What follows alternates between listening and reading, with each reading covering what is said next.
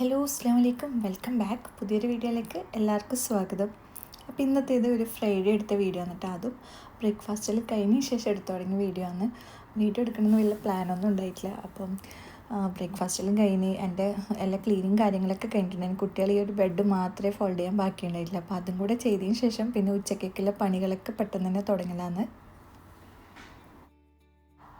അപ്പോൾ ഇതാ പെട്ടെന്ന് തന്നെ ബിരിയാണി ഉണ്ടാക്കിയെടുക്കലാണ്. ഇന്നിപ്പോൾ ഇതാ മട്ടൻ ബിരിയാണിയാണ് കേട്ടോ ഉണ്ടാക്കുന്നത്. അപ്പോൾ അതിന് വേണ്ടിയിട്ട് ഇതാ കുക്കർ അടുപ്പിലേക്ക് വെച്ചിട്ടുണ്ട്. കുക്കറിലാണ് കേട്ടോ മസാല ഉണ്ടാക്കിയെടുക്കുന്നത്. അപ്പോൾ അതിലേക്ക് വെളിച്ചെണ്ണ ചേർത്ത് കൊടുത്തിട്ടുണ്ട്. പിന്നെ ഇതിലേക്ക് കട്ട് ചെയ്ത് വെച്ച് ഉള്ളി ചേർത്ത് കൊടുക്കുക. ഇതിപ്പോൾ 2 വലിയ ഉള്ളിയാണ് കേട്ടോ എടുത്തിട്ടുള്ളത്. അത് ചേർത്ത് കൊടുക്കുക. എന്നിട്ട് ഇതിലേക്ക് കുറച്ച് ഉപ്പും കൂടെ ചേർത്തിട്ട് ഇതൊന്ന് മിക്സ് ചെയ്തിട്ട് അടച്ചു വെക്കുക. എന്നിട്ട് ഒരു വിസിൽ പോയതിന് ശേഷം ആവിയൊക്കെ പോയതിന് ശേഷം ഇത് ഓപ്പൺ ചെയ്യാം കേട്ടോ. ഇനിയിപ്പോൾ അതിൻ്റെ ഇടയിൽ ബിരിയാണിക്കുള്ള അരിയൊക്കെ ഒന്ന് അളന്നെടുക്കലാണ്. ഇതിപ്പം ഗ്രീൻ ഫാമിൻ്റെ ജീരകശാല റൈസാണ് കേട്ടോ എടുത്തിട്ടുള്ളത്. അപ്പോൾ ഇത് 2 കപ്പ് എടുത്തിട്ടുള്ളത്. ഞാനിപ്പം ഒരു നേരം കഴിക്കാനുള്ള അളവ് മാത്രമേ ഉണ്ടാക്കുന്നുള്ളൂ കേട്ടോ. അപ്പോൾ അതുകൊണ്ടാണ് 2 കപ്പ് എടുത്തിട്ടുള്ളത്. അപ്പോൾ അരിയൊക്കെ അളന്നെടുത്തതിന് ശേഷം ഇതൊന്ന് കഴുകിയിട്ട് ഇതിൻ്റെ വെള്ളമൊക്കെ പോകാൻ വേണ്ടിയിട്ട് ഒന്ന് മാറ്റി വെക്കാം.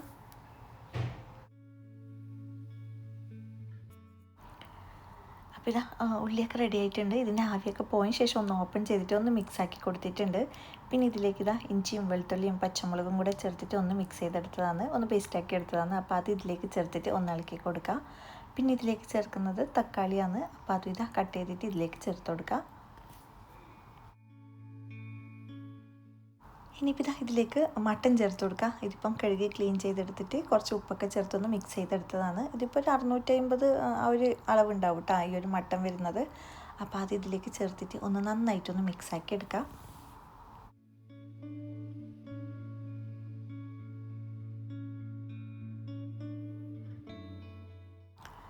ഇനിയിപ്പോൾ ഇതിലേക്ക് കുറച്ച് ഗരം മസാലയും അതുപോലെ തന്നെ കുറച്ച് കുരുമുളക് പൊടിയും പിന്നെ ഒരു ടേബിൾ സ്പൂൺ തൈരും പിന്നെ മല്ലിയില ചെറുതായിട്ട് കട്ട് ചെയ്തിട്ട് അതും കൂടെ ചേർത്ത് കൊടുക്കുക. പിന്നെ ഇതൊക്കെ ഒന്ന് ചേർത്തിട്ട് മിക്സാക്കിയ ശേഷം ഉപ്പൊക്കെ ഒന്ന് ചെക്ക് ചെയ്ത് നോക്കാം കേട്ടോ. ഉപ്പ് കുറവാണെങ്കിൽ ഒന്ന് ചേർത്ത് കൊടുക്കുക. എന്നിട്ട് ഇത് അടച്ച് വെച്ചിട്ട് ഇതൊന്ന് കുക്ക് ചെയ്തെടുക്കുക. ഞാനിപ്പോൾ ഒരു വിസിലൊക്കെ പോയിട്ട് ഒരു 8-10 മിനിറ്റാണ് കേട്ടോ. ആ ഒരു ടൈം ആകുമ്പോഴത്തേക്കും മട്ടൺ നന്നായിട്ട് കുക്കായിട്ട് കിട്ടും.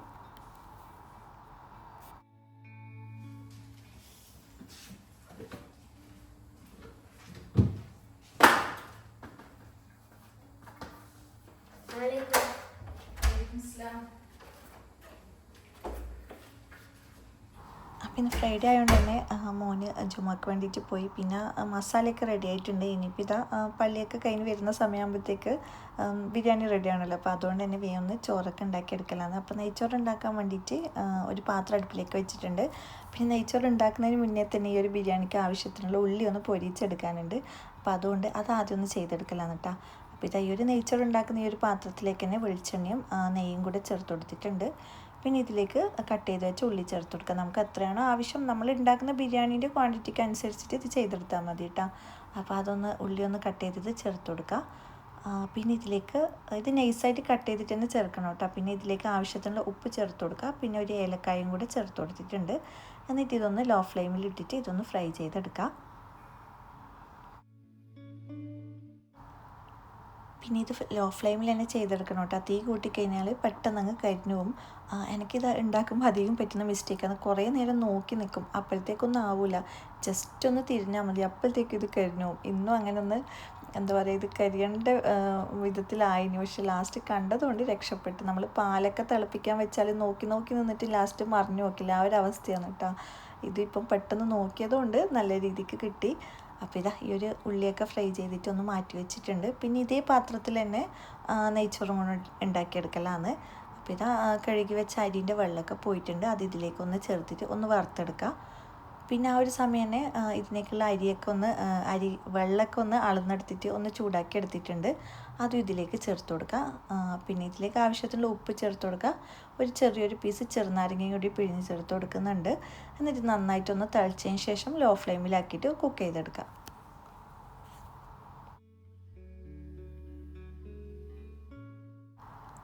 പിന്നെ ഇത് കുക്കറിൽ വെച്ച മസാല ഞാൻ ഒരു നോൺ സ്റ്റിക്കിൻ്റെ ഒരു പാനിലേക്ക് മാറ്റിയിട്ടുണ്ട്. ഇതിലെന്തായാലും കുറച്ച് വെള്ളവും കാര്യങ്ങളൊക്കെ ഉണ്ടാവില്ല. അപ്പോൾ അതൊന്ന് വറ്റിച്ചെടുക്കലാണ്.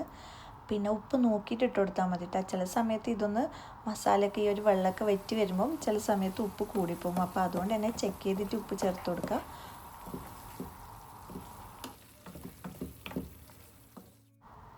അപ്പോൾ ഇത് ഈ ഒരു ബിരിയാണീൻ്റെ മട്ടൻ മസാലയൊക്കെ റെഡി ആയിട്ടുണ്ട്. ഇതിൻ്റെ വെള്ളമൊക്കെ നന്നായിട്ടൊന്ന് വറ്റിച്ചെടുത്തിട്ടുണ്ട്. ഇനിയിപ്പോൾ ഇതാ ഈ ഒരു ബിരിയാണി ഒന്ന് ദമ്മിട്ടെടുക്കലാണ്. അപ്പോൾ അതിന് വേണ്ടിയിട്ട് ഇതൊരു പാത്രം റെഡിയാക്കിയിട്ടുണ്ട്. ഇതിൻ്റെ താഴെയായിട്ട് നമ്മൾ റെഡിയാക്കി വെച്ച് ഈ ഒരു മസാല ഇട്ട് കൊടുക്കുക. എന്നിട്ടൊന്ന് മൊത്തത്തിലൊന്ന് നിരത്തി വെച്ച് കൊടുക്കുക. പിന്നെ ഇതാ ഇതിൻ്റെ മേലായിട്ട് ഇട്ട് കൊടുക്കുന്നത് നമ്മൾ ഫ്രൈ ചെയ്ത് മാറ്റി വെച്ച ഉള്ളിയില്ലേ, അത് ജസ്റ്റ് ഒന്ന് കൈ വെച്ചിട്ടൊന്ന് ഒന്നിങ്ങനെ പൊടിച്ചെടുക്കുക. എന്നിട്ട് അത് ഇതിൻ്റെ മേലെ വെച്ച് കൊടുക്കുക. പിന്നെ ഇതിലേക്ക് കുറച്ച് മല്ലിയിലയും കൂടി ചേർത്ത് കൊടുക്കുന്നുണ്ട്. പിന്നെ ഇതിൻ്റെ മേലെയായിട്ട് റൈസ് ഇട്ട് കൊടുക്കുക. റൈസെല്ലാം മൊത്തത്തിലൊന്ന് ഇട്ട് കൊടുക്കുക.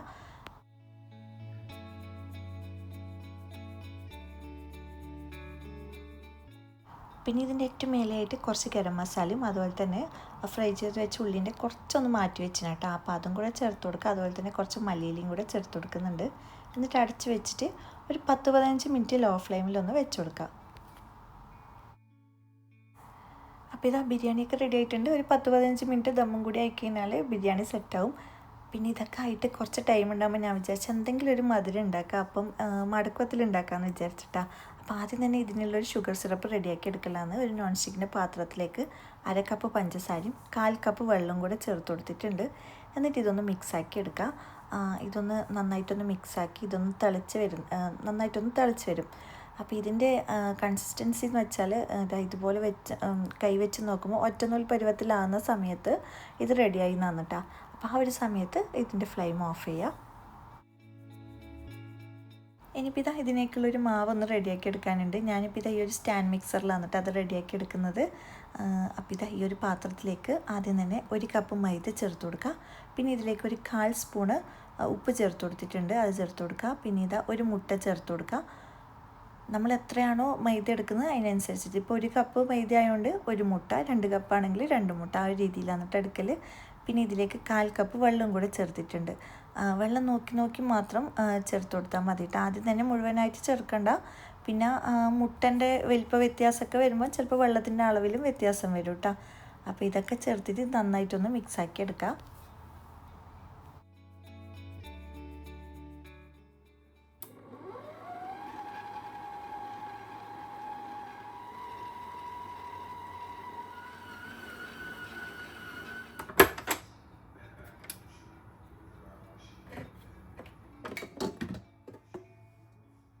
അപ്പോൾ ഇത് നന്നായിട്ടൊന്ന് മിക്സാക്കി എടുത്തിട്ടുണ്ട്. ഇനിയിപ്പോൾ ഇത് കൈ വെച്ചിട്ട് ഒന്നുകൂടി ഒന്ന് കുഴച്ചെടുക്കുക.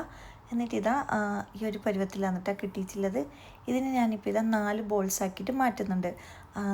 നമ്മൾ ഉണ്ടാക്കുന്ന മടക്ക് വത്തലിൻ്റെ അളവിനനുസരിച്ചിട്ട് നമുക്കിത് ബോൾസ് ആക്കിയിട്ട് എടുക്കാം.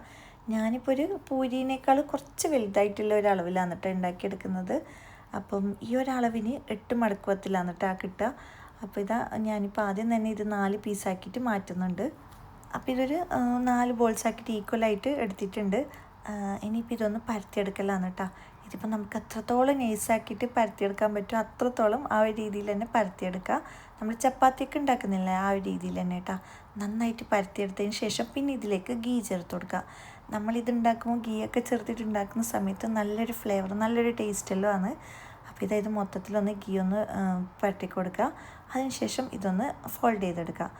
ഒരു ബോക്സ് ടൈപ്പിലാണ് കേട്ടോ ഇതൊന്ന് മടക്കിയെടുക്കുന്നത്.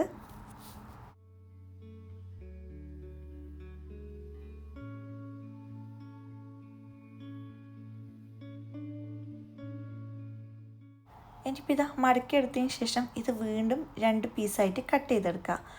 സെൻറ്ററിൽ നിന്നായിട്ട് ഇത് കട്ട് ചെയ്തെടുക്കുക കേട്ടോ.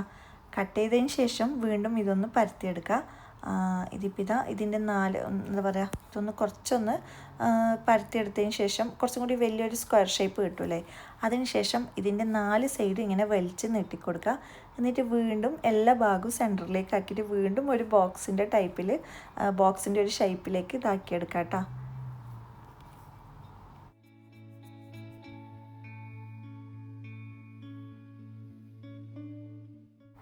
ഇനിയിപ്പോൾ ഇതൊന്ന് പൊരിച്ചെടുക്കാൻ വേണ്ടിയിട്ട് ഒരു പാൻ അടുപ്പിലേക്ക് വെച്ചിട്ടുണ്ട്. ഇതിലേക്ക് എണ്ണയൊക്കെ ചേർത്ത് കൊടുത്തിട്ടുണ്ട്. ചൂടായി വന്നാൽ ഇതിൽ നിന്ന് ഓരോന്നായിട്ട് ഇട്ട് കൊടുത്തിട്ട് ലോ ഫ്ലെയിമിൽ വെച്ചിട്ട് 2 ഭാഗവും ഒന്ന് ഫ്രൈ ചെയ്തെടുക്കാം കേട്ടോ.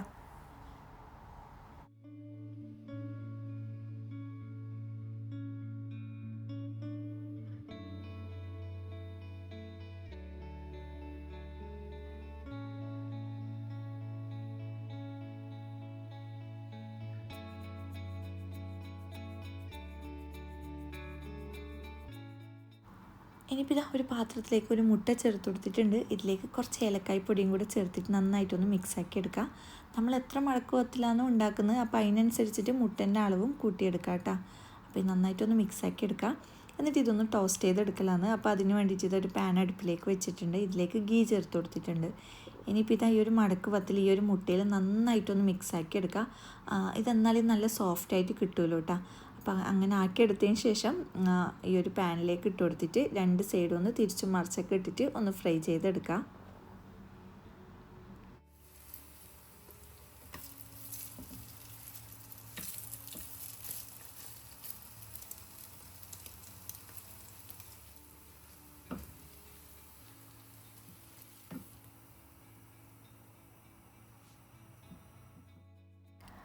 അപ്പോൾ ഇതെല്ലാം മടക്കുവത്തിലൊന്ന് ഫ്രൈ ചെയ്ത് ടോസ്റ്റ് ചെയ്തെടുത്തിട്ടുണ്ട്. ഇനിയിപ്പോൾ ഇതൊന്ന് സെറ്റ് ചെയ്തെടുക്കലാണ്.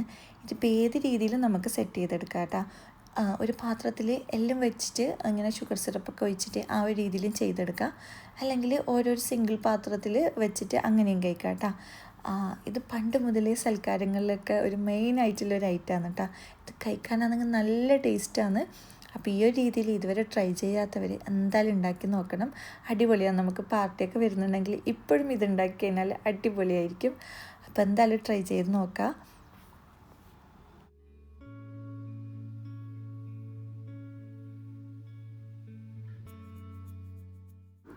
പിന്നെ ഇതെല്ലാവരും നിസ്കാരമൊക്കെ കഴിഞ്ഞ് വീട്ടിലെത്തിയതിന് ശേഷം ഫുഡൊക്കെ കൊണ്ടുവയ്ക്കലാണ് കേട്ടോ.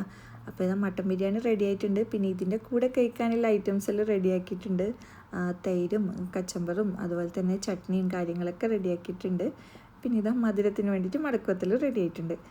അപ്പോൾ ഇത്രയും ഐറ്റംസാണ് കേട്ടോ ഇന്നത്തെ ഒരു വെള്ളിയാഴ്ച സ്പെഷ്യൽ. അപ്പോൾ എല്ലാവരും ഇരുന്ന് അങ്ങനെ ഫുഡെല്ലാം കഴിക്കലാണ്. ഫുഡ് കഴിക്കുന്നതിന് മുന്നേയും ഈ ഒരു മധുരം കഴിക്കുക, അല്ലെങ്കിൽ ലാസ്റ്റായിട്ടും കഴിക്കുക.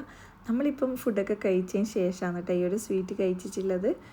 അപ്പം ഇന്നത്തെ 2 റെസിപ്പിയും എല്ലാവർക്കും ഇഷ്ടമായെന്ന് വിചാരിക്കുന്നു. അപ്പോൾ ഈ ഒരു രീതിയിൽ ട്രൈ ചെയ്യാത്തവർ എന്തായാലും ഉണ്ടാക്കി നോക്കുക. അപ്പോൾ ഇപ്പം പറയുന്ന പോലെ തന്നെ വീഡിയോ ഇഷ്ടമാണെന്നുണ്ടെങ്കിൽ ലൈക്ക് ചെയ്യുക, ചാനൽ സബ്സ്ക്രൈബ് ചെയ്യുക, നിങ്ങളുടെ കമൻസൊക്കെ അറിയിക്കുക. അപ്പോൾ വീണ്ടും നല്ല നല്ല വീഡിയോ ഒക്കെ ആയിട്ട് കാണാം. അതുവരേക്കും ബൈ.